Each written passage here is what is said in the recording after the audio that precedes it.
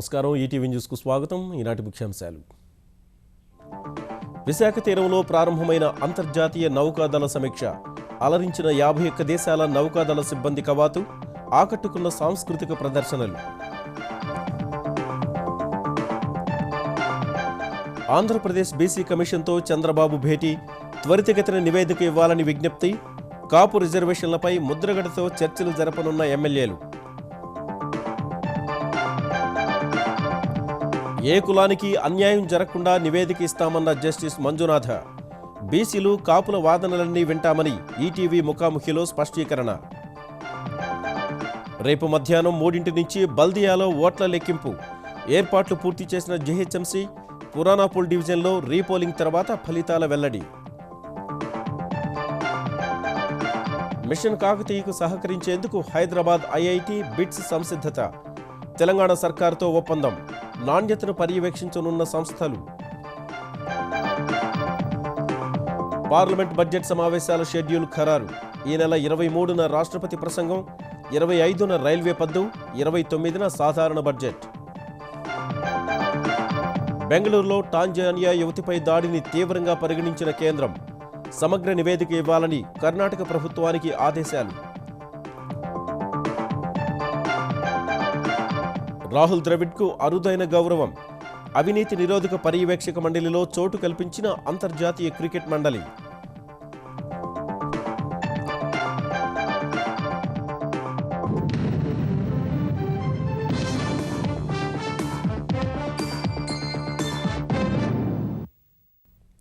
ఆంధ్రప్రదేశ్ వాణిజ్య రాజధాని విశాఖలో అంతర్జాతీయ యుద్ధ నౌకల సమీక్ష అత్యంత వైభవంగా ప్రారంభమైంది. ఆధునిక యుద్ధ విమానాలు, హెలికాప్టర్లు, నౌకలు సముద్రంలో సందడి చేయగా వివిధ దేశాల నావికా దళాల కవాతు, సాంస్కృతిక బృందాల ప్రదర్శన విశాఖ తీరాన ఆహ్లాదాన్ని పంచింది. బీచ్ రోడ్లో అమర జవాన్లకు నివాళులర్పించిన ముఖ్యమంత్రి చంద్రబాబు ఐఎఫ్ఆర్తో విశాఖకు అంతర్జాతీయ ఖ్యాతి వస్తుందని ఆశాభావం వ్యక్తం చేశారు. తూర్పు తీరంలో తొలిసారి నిర్వహిస్తున్న 3 రోజుల అంతర్జాతీయ యుద్ధ నౌకల సమీక్షతో విశాఖ సాగర తీరంలో సందడి నెలకొంది. 51 దేశాలకు చెందిన నౌకాదళాలు, సిబ్బంది, సాంస్కృతిక బృందాలు ఈ కార్యక్రమంలో పాల్గొన్నాయి. అంతర్జాతీయ యుద్ధ నౌకా సమీక్ష ఐఎఫ్ఆర్ ప్రారంభమైన వెంటనే నౌకాదళ హెలికాప్టర్లు, విమానాలతో నిర్వహించిన యుద్ధ విన్యాసాలు అలరించాయి. పారాగ్లైడర్ల విన్యాసాలు కట్టిపడేశాయి. అనంతరం కేంద్ర ప్రభుత్వ కార్యక్రమాలు, లక్ష్యాలను చాటుతూ రూపొందించిన వివిధ శకటాల ప్రదర్శన ఆకట్టుకుంది.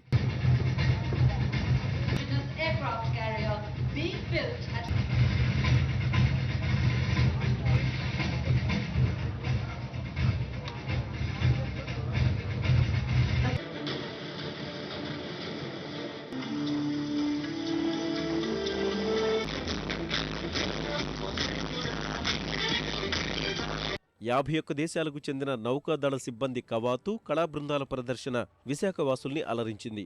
బాణసంచా ప్రదర్శన వీక్షకుల్ని కళ్లు తిప్పుకోనివ్వలేదు.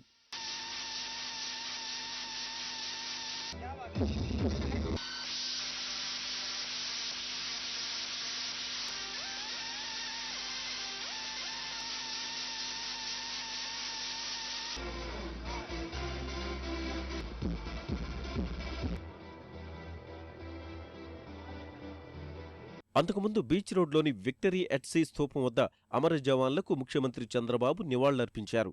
ఆంధ్ర విశ్వవిద్యాలయం మైదానంలో ఐఎఫ్ఆర్ గ్రామం ప్రదర్శనను ప్రారంభించారు. నవ్యాంధ్ర గర్వపడేలా ఐఎఫ్ఆర్ నిర్వహిస్తున్నట్లు సీఎం వెల్లడించారు. మొత్తం నేవీలో ఉండే అనేకమైనటువంటి విన్యాసాలే కాకుండా వినూత్నమైన కార్యక్రమాలకు నాంది పలికారు. రేపు ఎల్లుండు 3 రోజులు ప్రధానమంత్రి, ప్రెసిడెంట్ ఆఫ్ ఇండియా అందరూ ఇక్కడికి వస్తున్నారు. దేశం మొత్తం ఆంధ్రప్రదేశ్ బాగా చేశారని అభినందించే విధంగా మనం చేయగలుగుతున్నాం. మళ్ళీ తొందరలోనే 12వ తారీఖు వచ్చి అమెరికన్ కంపెనీస్ అన్నీ వస్తున్నాయి. విశాఖపట్నం ఫస్ట్ లిస్ట్లోనే స్మార్ట్ సిటీ కింద సెలెక్ట్ అయింది. ఇవన్నీ కూడా ఒక పక్క ఇన్ఫ్రాస్ట్రక్చర్ చేయడం, ఇంకొక పక్క పెద్ద ఎత్తున ఒక ఇన్నోవేషన్ సిటీ కింద ఒక ప్రపంచంలోనే ఒక మంచి సిటీగా దీన్ని తయారు చేసుకోవాల్సిన అవసరం ఉంది. ఐఎఫ్ఆర్ ప్రదర్శనల్ని వీక్షించేందుకు విశాఖ సహా చుట్టుపక్కల జిల్లాల నుంచి ప్రజలు భారీ సంఖ్యలో తరలివచ్చారు. నిర్దేశించిన 9 నెలల్లోపే కాపు రిజర్వేషన్లపై నివేదిక ఇవ్వాలని ముఖ్యమంత్రి చంద్రబాబు వెనుకబడిన తరగతుల కమిషన్ చైర్మన్ జస్టిస్ మంజునాథ్ను కోరారు. విధి విధానాలు, సిబ్బంది, మౌలిక సదుపాయాలు వెంటనే ఇస్తే పని మొదలు పెడతామని జస్టిస్ మంజునాథ్ చెప్పగా 2 రోజుల్లో అన్ని సమకూర్చాలని చంద్రబాబు అధికారుల్ని ఆదేశించారు. కాపుల సంక్షేమం కోసం గత 4 రోజులుగా ఆంధ్రప్రదేశ్ సర్కార్ తీసుకున్న నిర్ణయాలను గమనించి దీక్షపై పునరాలోచించాలని మంత్రులు ముద్రగడ పద్మనాభానికి విజ్ఞప్తి చేశారు. కాపు రిజర్వేషన్ల హామీపై ఆంధ్రప్రదేశ్ సర్కార్ వేగం పెంచింది. మాజీ మంత్రి ముద్రగడ నిరసనకు దిగనున్న వేళ వెనకబడిన తరగతుల రిజర్వేషన్పై ఏపీ సర్కార్ నియమించిన కమిషన్ చైర్మన్ జస్టిస్ మంజునాథ విజయవాడలో చంద్రబాబుతో సమావేశమయ్యారు. ముఖ్యమంత్రితో పాటు కాపు రిజర్వేషన్లపై ఏర్పాటు చేసిన మంత్రివర్గ ఉపసంఘ సభ్యులు, న్యాయాధికారులు జస్టిస్ మంజునాథతో ప్రభుత్వ ప్రాధాన్యాలు, ప్రజల ఆకాంక్షలను వివరించారు. అనంతరం మంత్రివర్గ సహచరులు, అధికారులతో చంద్రబాబు అంతర్గత సమావేశం నిర్వహించారు. జస్టిస్ మంజునాథ్ గారు సీఎం గారిని కలవటం జరిగింది. వీలైనంత తొందరలో రిపోర్ట్ వచ్చేట్టుగా చేయమని వారికి చెప్పడం జరిగింది. వారు ఇమీడియట్గా స్టాఫ్ని అడిగారు, ఇన్ఫ్రాస్ట్రక్చర్ అడిగారు. వారు ఉండటానికి వారు అమరావతి ఇక్కడి నుంచే యాక్చువల్గా టోటల్ యాక్టివిటీ చేస్తూ ఉన్నారు. అమరావతి నుంచే ఒక 2 రోజుల్లో వారికి కావాల్సిన ఇన్ఫ్రాస్ట్రక్చర్ స్టాఫ్ని ఇవ్వమన్నారు. ఇవ్వగానే కూర్చొని డిస్కస్ చేసి అన్నీ కంప్లీట్ చేసి స్టార్ట్ చేయడం. మంజునాథ కమిషన్ ఏర్పాటు చేసి ఇప్పటికే నెల గడిచిందని, ఇంకా 8 నెలల్లోనే నివేదిక రానుందని ఆంధ్రప్రదేశ్ ఉప ముఖ్యమంత్రి చినరాజప్ప తెలిపారు. కాపులకు న్యాయం చేసేందుకు ఆందోళన విరమించి తమతో కలిసి రావాలని ఆంధ్రప్రదేశ్ పట్టణాభివృద్ధి శాఖ మంత్రి నారాయణ కోరారు. ఒక కాపు వర్గానికి సంబంధించిన వ్యక్తిగా నేను కూడా మాట్లాడుతున్నాను. ఇప్పుడు 1000 కోట్లు అన్నారు సీఎం గారు. నెక్స్ట్ మంత్ బడ్జెట్లో 1000 కోట్లు ఇవ్వడానికి నిర్ణయించారు. ఈ సంవత్సరం ఎన్ని వస్తే అందరు అప్లికేషన్స్కి ఇవ్వమని చెప్పారు. మీరు జియో 30 యాజిటీస్కి ఇంప్లిమెంట్ చేయమన్నారు. కమిషన్ వేసాము, దానికి కూడా టైం బౌండ్ 9 నెలల కంటే వీలైనంత త్వరలో చేయమని ఈరోజు సీఎం గారు చెప్పారు. మరొకసారి ముద్రగడ పద్మనాభన్ గారు కూడా నేను చెప్తున్నాను, మీరు ఏ పర్పస్ చేస్తున్నారో మరొకసారి ఆలోచించాలి. అంతకుముందు 8,000 మంది తెలుగుదేశం కార్యకర్తలతో టెలికాన్ఫరెన్స్ నిర్వహించిన చంద్రబాబు అవినీతి పరులను, నేరగాళ్లను రాజకీయాల నుంచి వెలివేయాలని కోరారు. విధ్వంసాలు, అరాచకాల్ని ప్రజలకు ఆపాదించే వైకాపాతో జాగ్రత్త వహించాలని ప్రజలు, కార్యకర్తలను హెచ్చరించారు. అటు ఏ కులానికి అన్యాయం చేయకుండా ప్రభుత్వానికి నివేదికిస్తామని Andhra Pradesh BC commission chairman justice Manjunath చెప్పారు.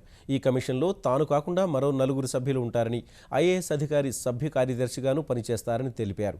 అన్ని నియామకాలు పూర్తి చేసి ప్రభుత్వం విధి విధానాలు ఖరారు చేయగానే తమ పని ప్రారంభిస్తామని ఈటీవీకి ఇచ్చిన ముఖాముఖిలో చెప్పారు. సార్ నమస్తే సార్, ముఖ్యమంత్రితో భేటీతో ప్రధాన సారాంశం ఏంటి? It's only a courtesy call. The commission has to commence its function. I've been appointed for all backward classes. Just he briefed about the issues. I have to commence the work after appointment of other members. ప్రభుత్వం కాడ మేజర్గా 9 months లోపు ఈ commission report ఇవ్వాలని చెప్పి కోరుతుంది. Is it possible are not?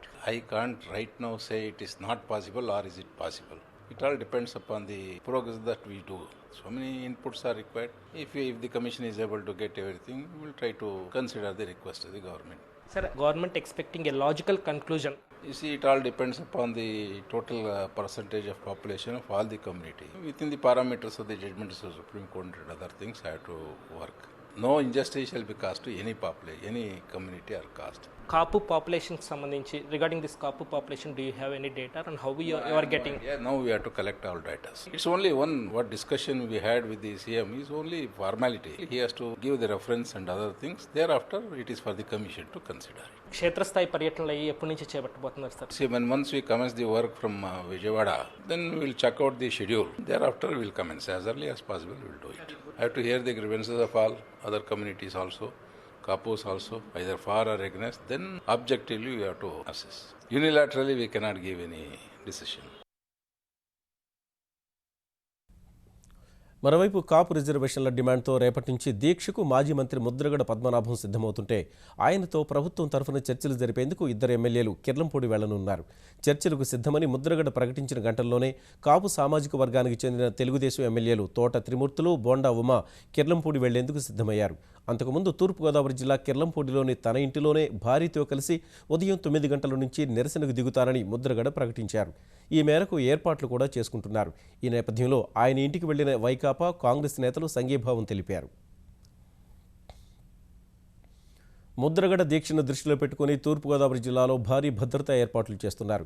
Eluru range DIG Harikumar, ఉత్తర కోస్తా zone IG Kumar Vishwajit Kirlampudi police స్టేషన్కు వెళ్లి స్థానిక సిబ్బందితో సమీక్ష నిర్వహించారు. డీఎస్పీ మురళీకృష్ణ, కిర్లంపూడి సిఐ సత్యనారాయణ ముద్రగడ ఇంటికి వెళ్లి ఏకాంతంగా మాట్లాడారు. కిర్లంపూడిలో పోలీసులతో పాటు కేంద్ర పారామిలిటరీ బలగాలను మోహరించారు. 10 కంపెనీల పోలీసు బలగాలను తూర్పుగోదావరి జిల్లా వ్యాప్తంగా మోహరించిన పోలీసులు ఎక్కడికక్కడ చెక్పోస్టులను ఏర్పాటు చేశారు. తుని ఘటనలో ఇప్పటి వరకు 120 నుంచి 150 మంది నిందితులను గుర్తించినట్లు వెల్లడించిన తూర్పుగోదావరి ఎస్పీ రవిప్రకాష్ 63 కేసులు నమోదు చేశామని తెలిపారు. ఆ కేసుల సంఖ్య ఇంకా పెరగొచ్చని వివరించారు. కూడా అందరికీ విజ్ఞప్తి చేసేదంటే 144 సెక్షన్ ఉంది, 30 పోలీస్ యాక్ట్ అమల్లో ఉంది. అక్కడ జరిగిన విధ్వంసకాండ దృష్ట్యా కూడా మేము చెప్తున్నాము, ఎవ్వరు కూడా ఈస్ట్ గోదావరి జిల్లాకి రావద్దు. కానీ మామూలు జనరల్ పబ్లిక్ వాళ్ళ మూమెంట్స్కి ఏమీ అభ్యంతరం లేదు. మామూలు ప్రజలందరూ వాళ్ళ పనులు రొటీన్గా వాళ్ళు ఎవరైనా చేసుకోవచ్చు, ఎవరైనా ఎప్పుడైనా శాంతియుతంగా ఏమైనా చేసుకోవచ్చు. సో దీంట్లో ఎట్టి పరిస్థితుల్లో కూడా పోలీస్ శాఖ ట్రాన్స్పరెంట్గా ఇన్వెస్టిగేట్ చేస్తుంది. నిజమైన ముద్దాలని చట్టం ముందు నిలబెడతాం. మేము అందరూ అపోహలు పడుతున్నారు, ఏదో అందరూ పెట్టేస్తున్నారు, ఎవరిని పడితే వారిని, ఖచ్చితంగా అటువంటిది ఏమి చేయము. హైదరాబాద్ మహానగరపాలక సంస్థ ఎన్నికల ఫలితాలు రేపు వెలువడనున్నాయి. ఈ ఎన్నికల ఓట్ల లెక్కింపు రేపు మధ్యాహ్నం 3 గంటలకు ప్రారంభం కానుంది. మజ్లిస్ దౌర్జన్యకాండతో పురాణపూల్ డివిజన్లో రీపోలింగ్ జరపాలని నిర్ణయించిన తెలంగాణ ఎన్నికల సంఘం ఈ మేరకు ఓట్ల లెక్కింపు సమయంలో మార్పులు చేసింది. మరోవైపు ఓట్ల లెక్కింపునకు బల్దియా అధికారులు అన్ని ఏర్పాట్లు పూర్తి చేశారు.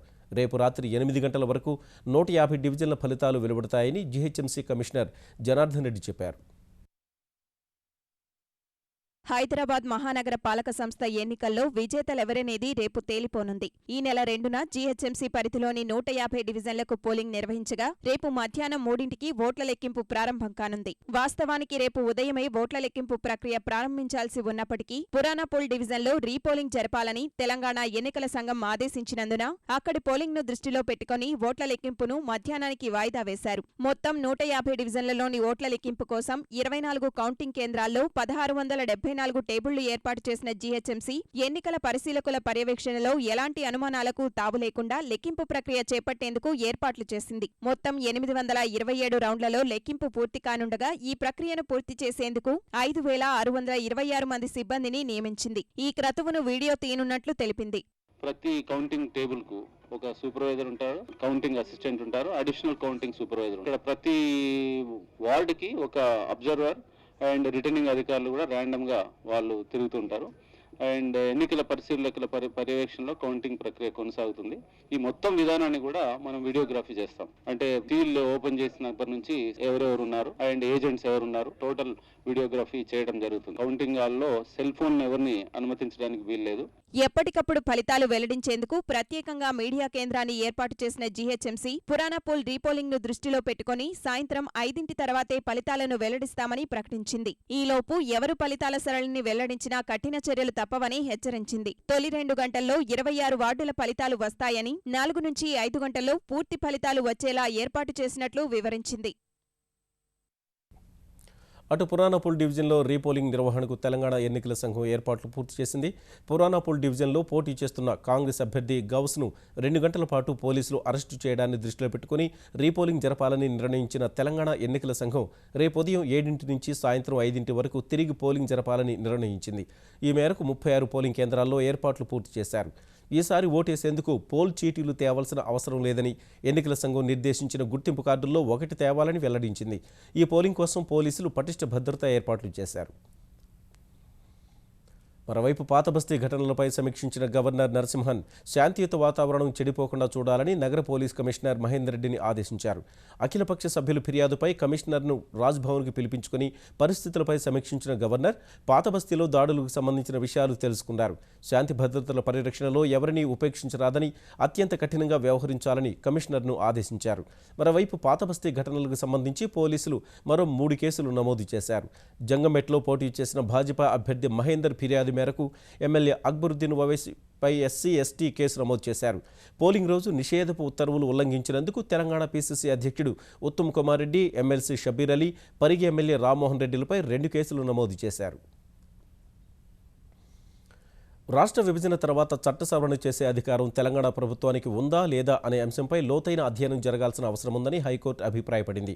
ఎమ్మెల్సీలకు బల్దియాలో ఎక్స్ అఫిషియో సభ్యత్వానికి సంబంధించి చట్ట సవరణపై ఇవాళ హైకోర్టులో వాడివేడి వాదనలు జరిగాయి. నామినేషన్ వేసే నాటికి గ్రేటర్ పరిధిలో ఓటరుగా ఉంటేనే ఎక్స్ అఫిషియో సభ్యత్వం ఉంటుందన్న నిబంధనను చట్ట సవరణ ద్వారా ప్రభుత్వం తొలగించడంపై కాంగ్రెస్ నాయకుడు శ్రవణ్ కుమార్ దాఖలు చేసిన వ్యాజ్యంపై వివరణ ఇచ్చిన తెలంగాణ సర్కార్ పునర్విభజన చట్టంలోని సెక్షన్ 101 ప్రకారం రాష్ట్రం ఏర్పడినప్పటి నుంచి 2 ఏళ్ల వరకు ఉమ్మడి రాష్ట్రంలోని చట్టాలను అవసరాలకు అనుగుణంగా స్వీకరించడం లేదా సవరించే అవకాశం ఉంటుందని తెలిపింది. ఇందుకు అనుగుణంగానే గ్రేటర్ చట్టాన్ని సవరించినట్లు వివరించింది. ఈ వాదనను తోసిపుచ్చిన పిటిషనర్ తెలంగాణ సర్కార్ చట్టాన్ని తప్పుగా అన్వయిస్తోందని వాదించారు. ఈ వాదనలు విన్న కోర్టు చట్ట సవరణను ఎన్నిసార్లు చేయవచ్చనే అంశంపై లోతైన అధ్యయనం జరగాల్సిన అవసరం ఉందని, సుప్రీంకోర్టు ఇతర ఉన్నత న్యాయస్థానాల తీర్పులు పరిశీలించాలని ఇరుపక్షాల న్యాయవాదులకు సూచించింది. తదుపరి విచారణ ఈ నెల 8కు వాయిదా వేసింది. తెలంగాణ ప్రభుత్వం ప్రతిష్టాత్మకంగా చేపట్టిన మిషన్ కాకతీయకు సహకరించేందుకు హైదరాబాద్ ఐఐటి, బిట్స్, నాబార్డ్ సంస్థలు ముందుకొచ్చాయి. పనుల నాణ్యత పరిశీలన, పర్యవేక్షణ సహా సాంకేతిక సహకారం అందించనున్నట్లు తెలిపాయి. ఈ మేరకు తెలంగాణ నీటిపారుదల శాఖ మంత్రి హరీష్ రావు సమక్షంలో ఆ శాఖ ప్రధాన కార్యదర్శి SK Joshi, IIT, BITS, NABARD ప్రతినిధులు ఒప్పంద పత్రాలు మార్చుకున్నారు. ఈ ఒప్పందం ప్రకారం ఇంజనీర్లకు శిక్షణ, డేటాబేస్ తయారీ, థర్డ్ పార్టీ తనిఖీ నిర్వహణలో ప్రభుత్వంతో కలిసి పనిచేయనున్నట్లు ఆ సంస్థలు తెలిపాయి. ఆయా సంస్థలు అందించే సాంకేతిక, ఆధునిక పరిజ్ఞానం ఉపయోగించుకొని మిషన్ కాకతీయను మరింత పటిష్టంగా అమలు చేస్తామని మంత్రి హరీష్ రావు విశ్వాసం వ్యక్తం చేశారు. కాకతీయలో అలాగే మిషన్ భగీరథలో కూడా మేము పాలు పంచుకోవడం జరిగింది. క్లైమేట్ చేంజ్ ఎఫెక్ట్స్ని, అడాప్టేషన్ టెక్నిక్స్, మిటిగేషన్ టెక్నిక్స్ని టేకప్ చేయడానికి గవర్నమెంట్ బడ్జెటరీ అలొకేషన్స్ ఎంత చేయగలదో, ఎంత గ్యాప్ ఉందో ఆ గ్యాప్ని గ్రాంట్ ద్వారా, లోన్ ద్వారా గ్రీన్ క్లైమేట్ నుంచి, ఫండ్ నుంచి పొందడానికి ప్రయత్నం జరుగుతుంది. ఆ ప్రపోజల్ ఇరిగేషన్ డిపార్ట్మెంటు తయారు చేస్తుంది. అది వచ్చిన తర్వాత ఆ ప్రపోజల్ని మేము గ్రీన్ క్లైమేట్ ఫండ్ బోర్డుకి అప్రూవల్ కోసం పంపిస్తాం. 3 కూడా అత్యంత ప్రతిష్టాత్మకమైనటువంటి ఆర్గనైజేషన్స్, వాళ్ళకి చాలా ఎక్స్పర్టైజేషన్ ఉంది.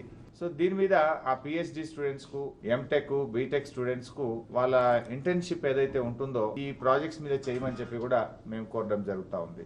డిపార్ట్మెంట్ ఇంజనీర్స్కి ఎప్పటికప్పుడు ట్రైనింగ్ ఇవ్వడం, ఈ కొత్త ఆలోచనలు, కొత్త ఇన్నోవేషన్స్ను డిపార్ట్మెంట్ ఎప్పటికప్పుడు ఈ 3 సంస్థలు మరియు డిపార్ట్మెంట్ మధ్య ఎక్స్చేంజ్ చేసుకునేటువంటి విధంగా కూడా ఆలోచిస్తూ ఉన్నాం. తెలంగాణలో ఉన్న అపారమైన వనరులు ఉపయోగించుకుంటూ స్థానికులకు ఉద్యోగాలు కల్పించే విధంగా పెట్టుబడులు పెట్టాలని తెలంగాణ పరిశ్రమల శాఖ మంత్రి జూపల్లి కృష్ణారావు విదేశీ పెట్టుబడిదారులకు విజ్ఞప్తి చేశారు. Canada Datawind innovations private limited సంస్థతో తెలంగాణ ప్రభుత్వానికి చెందిన ఐటీ శాఖ కీలక ఒప్పందాలు కుదుర్చుకున్న సందర్భంగా మాట్లాడిన మంత్రి పెట్టుబడులు పెట్టేందుకు తెలంగాణ అత్యంత అనుకూలమైన రాష్ట్రమని వివరించారు. Uploading a common application form, we are giving all the permissions, clearances on dot 15th day. Even if it gets delayed by a single day, we have enacted a law to that extent. By just taking a self-certification, it is deemed to have been given. Nowhere this kind of policy exists in the country. I can proudly say second in the world. Because of this new policy, lot of investors are coming to our state. Our Telangana state is blessed with about almost 1.5 lakh acres land. So it has become very easy for establishing any industry. Online, biometric, webcam, IT వినియోగంతో public service కమిషన్లు నిర్వహించే పరీక్షల్లో పారదర్శకత పెరుగుతుందని అఖిల భారత public service commission చైర్మన్ల సమావేశం అభిప్రాయపడింది. ఈ మేరకు రంగారెడ్డి జిల్లా శంకరపల్లిలో యూపీఎస్సీ నేతృత్వంలో జరుగుతున్న 2 రోజుల సదస్సులో పాల్గొన్న పలు రాష్ట్రాల పబ్లిక్ సర్వీస్ కమిషన్ల చైర్మన్లు ఈ విషయంలో తెలంగాణ పబ్లిక్ సర్వీస్ కమిషన్ సాంకేతిక పరిజ్ఞానం వినియోగంలో ముందు ఉందని కొనియాడగా అన్ని రాష్ట్రాలకు టీ హబ్ ద్వారా సాంకేతిక సహకారం అందించేందుకు సిద్ధంగా ఉన్నట్లు తెలంగాణ ఐటీ శాఖ మంత్రి కేటీఆర్ తెలిపారు. మరోవైపు భవిష్యత్తులో 50,000 మందికి ఒకేసారి ఆన్లైన్ పరీక్ష నిర్వహించేందుకు కృషి చేస్తున్నామని Telangana public service commission chairman Ghanta Chakrapani తెలిపారు. గత సంవత్సర కాలంగా Telangana state public service commission తీసుకున్న వన్ టైం రిజిస్ట్రేషన్ కానీ, ఆన్లైన్ అప్లికేషన్లు కానీ, ఎస్ఎంఎస్ అలర్ట్స్ కానీ, మొబైల్ టెక్నాలజీని వినియోగించుకోవడం కానీ, వారు చేసిన ఈ అన్ని కార్యక్రమాలకు 2 జాతీయ స్థాయిలో స్కాచ్ అవార్డ్స్ కూడా గెలుచుకోవడం కానీ, ఇవన్నీ కూడా ప్రస్తావనకు వచ్చినాయి. ప్రతి రిక్రూట్మెంట్ని కూడా ముఖ్యంగా సాంకేతిక నైపుణ్యాన్ని అందిపుచ్చుకుని జరపాలి, తద్వారా పారదర్శకతను పెంచాలి, అందరికీ కూడా మెరిట్ ప్రకారమే ఉద్యోగాలు రావాలన్న లక్ష్యంతో ఈ కార్యక్రమాన్ని చేస్తా ఉన్నాం. అన్ని పరీక్షలకు సంబంధించినటువంటి నిర్వహణకు కావాల్సినటువంటి సాంకేతిక సామర్థ్యాన్ని రూపొందించేటువంటి అవకాశం తెలంగాణ రాష్ట్రానికి ఉంది. కేటీఆర్ గారు కూడా తెలంగాణ రాష్ట్ర పబ్లిక్ సర్వీస్ కమిషన్గా కాకుండా మొత్తం దేశవ్యాప్తంగా సాంకేతిక సహకారాన్ని అందించేటువంటి దిశగా మేము టీ హబ్ని ఒక వేదికగా మారుస్తామని చెప్పినారు. నవ్యాంధ్ర రాజధాని అమరావతిలో తాత్కాలిక సచివాలయ నిర్మాణానికి ఈ నెల 12న శంకుస్థాపన చేయనున్నట్లు ఆంధ్రప్రదేశ్ పురపాలక శాఖ మంత్రి నారాయణ వెల్లడించారు. 12వ తేదీ తెల్లవారుజామున ముఖ్యమంత్రి శంకుస్థాపన చేస్తారని తెలిపిన ఆయన ఈ సచివాలయం 6 లక్షల చదరపు అడుగుల్లో నిర్మించనున్నట్లు గుర్తు చేశారు. గుంటూరు జిల్లా తుళ్లూరు మండలం వెలగపూడి వద్ద 180 కోట్లతో నిర్మించే తాత్కాలిక సచివాలయ నిర్మాణంపై ఆసక్తిని తెలుపుతూ ఎలాంటి షాపూర్జీ పల్లోంజీ సంస్థలు బిడ్లు వేసినట్లు మంత్రి చెప్పారు. 10th యాక్చువల్గా ఫైనాన్షియల్ బిడ్ ఓపెనింగ్, టెక్నికల్గా అవన్నీ చూసి వాళ్ళు యాక్చువల్గా ఫైనల్ చేసి 10th ఫైనాన్షియల్ బిడ్ ఓపెనింగ్. అయితే 12వ తేదీ ఉదయం 4:15 సీఎం గారు శంకుస్థాపన చేస్తారు. ఆ కన్స్ట్రక్షన్ ని ఎటువంటి పరిస్థితుల్లో కూడా జూన్ లోపల కంప్లీట్ చేసి ఉద్యోగస్తులందరితో డిస్కస్ చేసి వాళ్ళతో మాట్లాడి ఎటువంటి ఇబ్బంది లేకుండా వాళ్ళందరినీ ఇక్కడ షిఫ్ట్ చేయడం జరుగుతుంది. గిరిజన ప్రాంతాల స్వయం సమృద్ధి సహా గిరిజనులకు స్వీయ అధికారాలు అప్పగించేందుకు రూపొందించిన పీసా చట్టాన్ని మరింత పటిష్టంగా అమలు చేయడానికి చర్యలు చేపడతామని ఆంధ్రప్రదేశ్ గిరిజన శాఖ మంత్రి రావెల కిషోర్ బాబు తెలిపారు. ఈ మేరకు పీసా చట్టం అమలుపై ఢిల్లీ విజ్ఞాన భవన్లో ప్రారంభమైన 2 రోజుల సదస్సుకు హాజరైన ఆయన ఆంధ్రప్రదేశ్లో 5 జిల్లాల్లో విస్తరించిన గిరిజనులు నివసించే ప్రాంతాల అభివృద్ధికి చిత్తశుద్ధితో పనిచేస్తున్నట్టు తెలిపారు.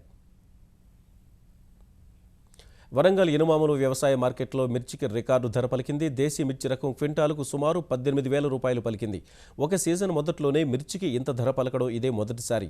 భూపాలపల్లికి చెందిన సంపత్ అనే రైతు తెచ్చిన దేశీ మిర్చికి 18,000 రూపాయలు పలగ్గా అతడు అత్యంత సంతోషం వ్యక్తం చేశారు. తేజ రకం మిర్చి 12,000 రూపాయలు పలికితే US 341 రకానికి 12,600 ధర పలికింది. ప్రపంచ ఆర్థిక వ్యవస్థలో గణనీయమైన మార్పులు తెస్తుందని భావిస్తున్న అతిపెద్ద వాణిజ్య ఒప్పందానికి పసిఫిక్ తీర ప్రాంత దేశాల కూటమి ఆమోదముద్ర వేసింది. ఈ ఒప్పందం అమల్లోకి వస్తే ఉద్యోగాలకు ముప్పు ఏర్పడడమే కాకుండా కొన్ని దేశాల్లో తమ దేశ సార్వభౌమాధికారానికి భంగం కలుగుతుందని నిరసనలు కొనసాగుతుండగానే న్యూజిలాండ్ ఆక్లాండ్లో కూటమిలోని సభ్య దేశాలు ఒప్పందానికి ఆమోదం తెలిపాయి. అగ్రరాజ్యం అమెరికా సహా Australia, Singapore, Japan, Malaysia, New Zealand, Canada, Brunei, Chile, Mexico, Peru, వియత్నాంలు పసిఫిక్ తీర ప్రాంత దేశాల కూటమిలో సభ్యులుగా ఉన్నాయి. ప్రపంచ ఆర్థిక వ్యవస్థలో 40% వాటా కలిగిన ఈ కూటమి దేశాల మధ్య తాజా ఒప్పందం అమల్లోకి వస్తే వర్తకం విషయంలో అన్ని రకాల పన్నులు రద్దు కానున్నాయి. ఇది అమలు కావడానికి మరో 2 సంవత్సరాల సమయం పట్టనుంది. పార్లమెంట్ బడ్జెట్ సమావేశాలు ఫిబ్రవరి 23 నుంచి జరగనున్నాయి. 2 విడతల్లో జరిగే ఈ సమావేశాల్లో తొలుత ఫిబ్రవరి 23 నుంచి మార్చి 16 వరకు మొదటి విడత నిర్వహిస్తారు. 2వ విడత సమావేశాలు ఏప్రిల్ 25 నుంచి మే నెల 13 వరకు జరపాలని హోంమంత్రి రాజ్నాథ్ సింగ్ నేతృత్వంలో ఇవాళ జరిగిన పార్లమెంటరీ వ్యవహారాల మంత్రివర్గ సమావేశంలో నిర్ణయించారు. ఈ సమావేశాల్లో ఫిబ్రవరి 25 రైల్వే బడ్జెట్, 26న ఆర్థిక సర్వే, 29న సాధారణ బడ్జెట్ ప్రవేశపెట్టనున్నారు. 81 రోజుల వ్యవధిలో 31 రోజులు ఉభయ సభలు సమావేశం కానుండగా ఫిబ్రవరి 23న రాష్ట్రపతి ప్రణబ్ ముఖర్జీ 2 సభలను ఉద్దేశించి ప్రసంగిస్తారు. అంతకుముందు అఖిలపక్షాలతో సమావేశమైన పార్లమెంటరీ వ్యవహారాల శాఖ మంత్రి వెంకయ్యనాయుడు ఈ ఏడాది 5 రాష్ట్రాల్లో శాసనసభలకు ఎన్నికలు జరగనున్నందున పార్లమెంట్ సమావేశాలను కుదించాలని ప్రతిపాదించినప్పటికీ ప్రతిపక్షాలు అందుకు నిరాకరించాయి. భారత ఐటీ నగరంలో టాంజానియా యువతిపై జరిగిన అమానుష దాడిని కేంద్రం తీవ్రంగా పరిగణించింది. ఆఫ్రికా దేశాలతో దౌత్యపరమైన చిక్కులు సృష్టించే అవకాశమున్న ఈ ఘటనకు బాధ్యులపై కఠిన చర్యలు తీసుకోవాలని కర్ణాటక ప్రభుత్వాన్ని ఆదేశించింది. ఈ మేరకు చేపట్టిన చర్యలతో సమగ్ర నివేదిక అందించాలని సూచించింది. జాతీయ మహిళా కమిషన్ కూడా వెంటనే నివేదిక సమర్పించాలని కర్ణాటక ప్రభుత్వాన్ని ఆదేశించింది. మరోవైపు బెంగళూరు ఘటనను జాతి అహంకార చర్యగా చూడవద్దని కోరిన కర్ణాటక ముఖ్యమంత్రి సిద్ధరామయ్య బాధితురాలి ఫిర్యాదును పోలీసులు తీసుకోలేదన్న ఆరోపణలపై దర్యాప్తు జరుగుతోందని తెలిపారు. ఈ దుశ్చర్యకు పాల్పడిన 5 వ్యక్తుల్ని పోలీసులు అరెస్టు చేసినట్లు పేర్కొనగా బెంగళూరు ఘటన ముమ్మాటికి జాత్యహంకార చర్యనని టాంజానియా వ్యాఖ్యానించింది. ఈ మేరకు భారత్లోని టాంజానియా హైకమిషన్ విదేశీ వ్యవహారాల శాఖకు తాకీదులిచ్చింది. బెంగళూరు ఘటనపై స్పందించిన కాంగ్రెస్ ఉపాధ్యక్షుడు రాహుల్ గాంధీ పూర్తి నివేదిక ఇవ్వాలని ఆ పార్టీ కర్ణాటక శాఖను ఆదేశించారు. భారతీయ జనతా పార్టీ మాత్రం కర్ణాటక డీజీపీని వెంటనే తప్పించాలని డిమాండ్ చేసింది. 3 రోజుల నుంచి నష్టాల్లో పయనిస్తున్న స్టాక్ మార్కెట్లు ఇవాళ లాభాల్లో ముగిశాయి. క్రితం 3 సెషన్లలో 647 పాయింట్లు క్షీణించిన సెన్సెక్స్ ఇవాళ 115 పాయింట్లు పెరిగింది. ఈ ఉదయం 24,386 పాయింట్ల వద్ద ప్రారంభమైన సూచీ మొదట్లో కాసేపు హెచ్చుతగ్గుల మధ్య సాగింది. ఆ తర్వాత లాభాల్లోకి వెళ్లిన సెన్సెక్స్ ఒక దశలో 24,514 పాయింట్ల గరిష్ట స్థాయిని తాకింది. అనంతరం మదుపరులు అమ్మకాలు జరిపి లాభార్జనకు ఆసక్తి చూపగా 24,225 పాయింట్ల కనిష్ట స్థాయికి పడిపోయింది. చివరకు 24,338 పాయింట్ల వద్ద స్థిరపడింది. జాతీయ స్టాక్ ఎక్స్చేంజ్ సూచీ నిఫ్టీ 42 పాయింట్లు పెరిగి 7,404 వద్ద ముగిసింది. కెరీర్ ఆశాంతం వివాదరహితుడిగా పేరు తెచ్చుకున్న భారత బ్యాటింగ్ దిగ్గజం రాహుల్ ద్రవిడ్కు అంతర్జాతీయ క్రికెట్ మండలి సరికొత్త బాధ్యతలు అప్పగించింది. ఐసీసీ కొత్తగా ఏర్పాటు చేసిన అవినీతి నిరోధక పర్యవేక్షక మండలిలో ద్రవిడ్కు చోటు కల్పించింది. ఐసీసీ ముఖ్య కార్యనిర్వహణాధికారి ఎక్స్ అఫిషియో సభ్యుడిగా ఉంటే ఈ కమిటీలో ద్రవిడ్ సహా పలువురు న్యాయ నిపుణులకు సభ్యత్వం ఉంటుంది. సంవత్సరానికి ఒకసారి భేటీ కానున్న ఈ కమిటీ ప్రపంచ క్రికెట్లో అవినీతి నిరోధానికి చేపట్టాల్సిన సూచనలు, సలహాలు అందజేస్తుంది. ఈటీవీ న్యూస్ సమాప్తం. నమస్కారం.